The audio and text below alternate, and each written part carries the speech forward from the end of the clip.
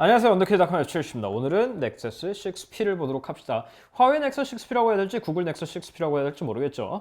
자, 이건 전통적으로 구글의 넥서스라서 하드웨어는 OEM이, 물론 구글이 많이 신경 쓰긴 하지만 그래서 소프트웨어는 구글이 담당하는 방식이죠. 구글이 안드로이드 폰은 이래야 돼 라고 해가지고 만드는 게 넥서스 시리즈인데 한번 보도록 합시다. 먼저 들어가기 전에 간단히 말씀드리자면 지금이 아직 2015년이었으면 저는 올해의 폰으로 아마 이 친구를 뽑았을 것 같아요. 그렇게 마음에 드는 건데 한번 보죠.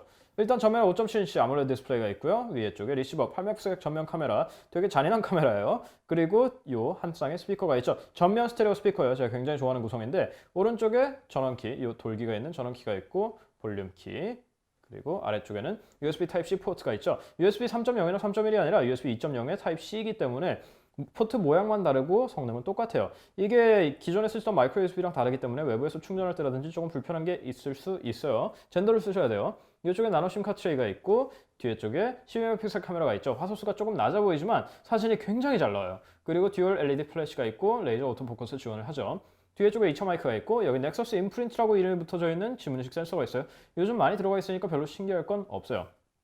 넥서스 로고가 있고 이게 음각이나 그런 게 아니라 그냥 실크 스크린으로 인쇄가 되어 있더라고요. 하더라고요. 그 키보드 같은데 일부 쓰이는 방식인데 이게 지워져요. 그래서 그런 문제가 있는 유닛도 있다고 하니까 참고만 하세요. 화웨이 로고가 있고 각종 인증 로고가 있죠. 색깔이 세 가지 있는데 이번에 미국에 출시한 매트 그 골드까지 합해서 원래 일본이랑 인도 한정이었는데 요게 그 어두운 그레이 톤인데 요게 지문이 굉장히 잘 묻어요. 유광이 아님에도 불구하고 거의 유광 수준으로 묻기 때문에 물론 제가 손에 땀이 많은 편이기는 합니다만은 저처럼 다한증에 시달리는 분은 그레이보다는 실버를 사시는 게 정신건강에 좋을 것 같아요. 육안에도 좋겠다라는 생각이 듭니다. 첫 번째로 처음에 봤을 때 이게 뒤에 무슨 바코드 스캐너냐 해가지고 띡 해가지고 뭐 할부는 몇 개월로 해드릴까요? 해야 될 것 같다는 얘기가 들었었는데 실제로 보니까 이게 거의 튀어나와 있지는 않거든요.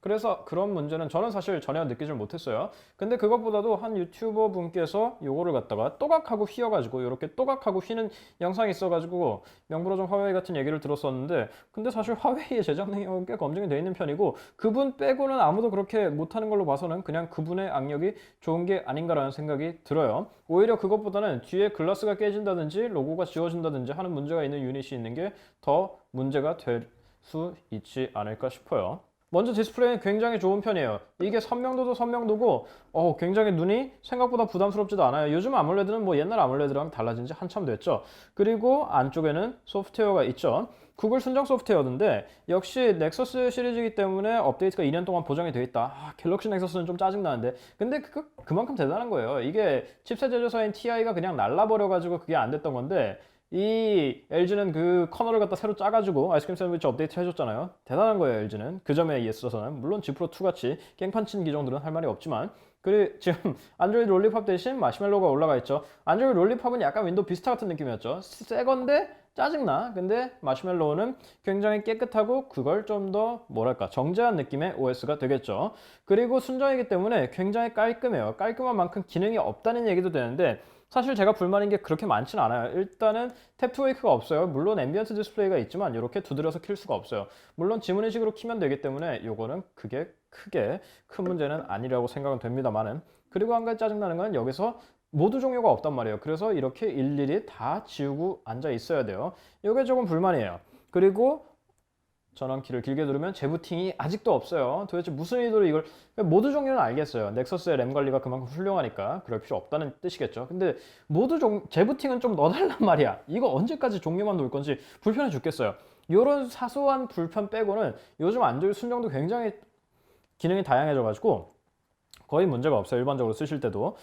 너무 깔끔해서 저는 안드로이드 순정을 굉장히 좋아해요. 이런 식으로 저는 멀티태스킹 때 렉이 안 걸리는 거에 굉장히 중점을 두는데 이 순정 안드로이드는 렉이란 것 자체가 거의 없죠. 근데 그동안 넥서스 시리즈에서 부족했던 것 중에 하나가 카메라인데 넥서스 6P의 카메라는 아까 처음에 말씀드렸다시피 굉장히 좋아요. 특히 후면 카메라가 정말 발군인데 그냥 찍으면 잘 나와요. 아무 생각 없이 찍어도 잘 나오는데 제가 이런 말을 쉽게 할 수 있는 거는 옛날 아이폰이나 갤럭시 S6 이후에 갤럭시라든지 그 정도예요. 근데 이번 넥서스 10는 넥서스 시리즈는 전통적으로 카메라가 항상 안 좋았어요. 특히 넥서스 5 그 이전 거는 당연한 얘기고 넥서스 6부터 좀 좋아져서 6P에서는 완전히 정점을 찍었어요. 굉장히 좋고 전면 카메라도 특히 넥서스 시리즈 뭐 전면 카메라 따위는 신경 안 쓰는 걸로 유명했는데 전면 카메라에 8메가픽셀 달려있는데 사진이 꽤 잘 나와요. 굉장히 잘 나와요. 한 가지 아쉬운 거는 순정 넥서스 소프트웨어는 워낙 카메라 소프트웨어에 이것저것 설정이 없기로 유명하죠. 이거에 딴 걸 쓰면 된다고 하지만 전면 카메라를 그냥 쓰면은 정말 뭐 뽀샷이고 뭐고 뷰티샷이고 전혀 없이 그냥 있는 그대로 찍어주는데 화소가 좋기 때문에 굉장히 잔인한 사진이 나와요. 이거는 미리 마음의 준비를 해두시라. 카메라 얘기를 하면 사운드 얘기를 안 할 수가 없는데 전통적으로 넥서스는 사운드가 정말 구렸어요. 특히 넥서스 5. 넥서스 5는 다 좋은데 멀티미디어가 너무 구렸단 말이에요. 근데 이 친구는 전면 스테레오 스피커 달려있어요. 이게 아주 훌륭하다고는 못하겠어요. 나쁘지는 않은데 그냥 괜찮아요. 근데 소리가 꽤 괜찮아요. 이어폰으로 들을 때 이어폰 유선이든 무선이든 소리가 굉장히 청명하게 들린단 말이에요. 물론 제가 쓰는 이어폰들이 좀 취향이 좀 갈리는 이어폰이라서 이건 그냥 반만 들으세요. 여하튼 최소한 음이 뭉개지거나 베이스가 찢어진다든지 하는 기본적인 문제는 전혀 없는 훌륭한 사운드를 내준다는 거예요. 이 모든 걸 가동하는 칩셋은 스냅드래곤 810이죠. 퀄컴 스냅드래곤 810은 뭐 처음부터 발열 이슈가 있었기 때문에 다들 활용이라고 이름을 붙여줬죠. 스냅드래곤 810이 처음에 나왔을 때에 비해서 뭐 여러 가지 발전이 있었죠. 뭐 칩셋 자체의 리비전도 그렇지만 제조사들이 이제 얘가 발열이 얼마나 나는구나 하고 대책을 마련하기 시작했죠. 초기 제품들 그러니까 뭐 G플렉스 2라든지 아직도 열받는데 G플렉스 2라든지 HTC M9 같은 거보다는 훨씬 나아졌어요. 이 친구는 제가 이제까지 본 기계 중에 스냅드래곤 810 기계 중에 가장 발열 조절을 잘했어요. 그러니까 활용을 잘 길들였다고 할 수 있겠죠. 발열이란 걸 거의 느끼지 못했어요. 물론 겨울이지만 이 실내 따뜻하거든요. 충분히 느끼려면 느낄 수 있어요. 근데 발열이 전혀 없었어요. 전 이걸 쓰면서 스냅드래곤 810이 훌륭한 성능을 내면서 얌전히 잘 있을 수 있구나 라는 사실을 처음으로 깨달았어요. 그만큼 만족스러워요. 그 밖에 스펙은 3기가 램에다가 32기가, 64기가, 128기가 스토리지가 있죠. 확장은 안 되기 때문에 처음부터 잘 고르셔야 될 거고 한국에는 32기가만 지금 판매를 하고 있는 걸로 기억을 하고 있어요. 전반적으로 훌륭해요. 지금까지 말씀드리고 있는 것처럼 굉장히 훌륭한데 한 가지 불만은 배터리예요. 넥서스 시리즈가 그동안 전통적으로 있었던 단점을 잘 해소해서 완성판에 가까울 수 있었는데 배터리가 3450mAh예요. 사실 이 정도 크기에서 이 정도 크기 QHD 스냅드래곤 810을 돌리면서 배터리가 3450mAh면 큰 편이 절대 아니에요. 사실 안드로이드 6.0 마시멜로가 올라가 있고 이상한 소프트웨어, 블록웨어가 없기 때문에 최적화가 나쁘지 않아요. 사실 잘 돼 있는 편이에요. 화면 켜주면 그냥 막 써도 4시간, 딱 4시간. 이거 되게 균일하게 4시간이 나와요. 보통 제가 3시간 반에서 4시간 반이라고 얘기를 해드리는데 이 친구는 그냥 4시간이에요. 엄청 균일해요. 그래서 최적화를 그렇게 잘했는데 4시간이기 때문에 절대치로 아주 나쁘다고 할 수는 없지만 이 정도 크기에서 기대하는 2015년, 이제 16년이죠. 16년의 표준이라고 생각하는 것보다는 사실 떨어지는 수치죠. 굉장히 아쉬운 부분이에요. 이게 USB-C 타입C여가지고 지금은 밖에서 충전하기도 힘들고 더군다나 퀵차지가 고속 충전을 지원하긴 하지만 3A를 출력하는 방식을 써요. 보통은 전압을 높게 하는 방식을 쓰는데 이 친구는 전류를 높게 하는 방식이죠. 퀄컴 퀵차지와 전혀 호환이 되지 않기 때문에 그냥 일반 충전기가 아니라 얘 전용 충전기로 하셔야 고속 충전기로 된다는 점을 감안했을 때 더더욱 아쉬운 부분이죠. 거기다가 넥서스 5에 있었던 무선 충전까지 빠져 있어서 사실 저는 더 아쉬워요. 마지막으로 하드웨어적으로 한 가지 아쉬운 게 있는데 진동 모터예요. 보통 진동이 두꺼운 게 있고 얇은 게 있죠. 얇은 건가? 여하튼 두꺼운 게 있고 얇은 게 있죠. 그런데 이 친구는 얇은 진동이에요. 얇은 진동은 그럴 수 있어요. 근데 이게 좀 도에 지나치게 얇다는 거예요. 이런 피드백 같은 것도 굉장히 얇아서 밖에 조금만 추울 때 두면 이게 진동이 오는 건지 아닌 건지 알 수가 없어요. 근데 그거보다도 아쉬운 거는 저기예요. 전화가 올 때 진동이 너무 약해요. 그렇기 때문에 전화가 오는지 안 오는지 알 수가 없어요. 주머니에 넣어놨을 때.